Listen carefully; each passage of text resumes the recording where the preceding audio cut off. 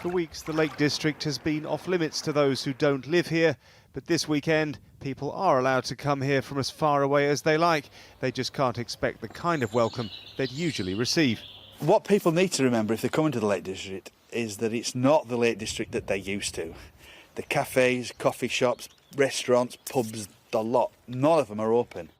In better times, Coniston is a base for hikers and cyclists and sightseers. Today the streets are empty. The pubs and hotels and restaurants are closed. But residents are bracing themselves for a wave of visitors tomorrow, especially if the weather is good. Arthur runs a cafe. After 4 weeks of being closed for lockdown, he realised he was heading out of business, and now he's open for takeaways.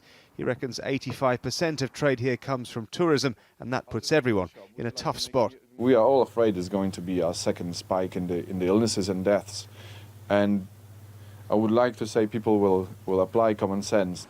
Every part of England that depends on visitors is struggling with the same dilemma.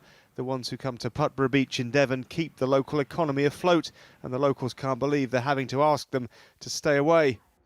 Hunstanton in Norfolk has those who want a peaceful weekend and those who've decided they just have to start trading. The government told us we can get going, so we've got to get going and get the economy going again. The NHS has got to be paid for, and we've got to go forward with that. As for the visitors themselves, Gary is here in the Lakes from County Durham for a socially distanced walk with his family. He says visitors like him are doing nothing wrong. We're coming here to have a walk around, fresh air. Yes, it's a long drive. We come, we meet, we do what we want to do, and we go home. And this is the first time we've done it. But, you know, there'll come a time when we all have to come back, and the likes of Coniston, I understand their issues, understand the concerns, but they will need us to come back to keep the economy going. Even the Cumbrian Tourist Board won't say whether visitors are welcome or not. The car parks may be open, but the toilets are closed.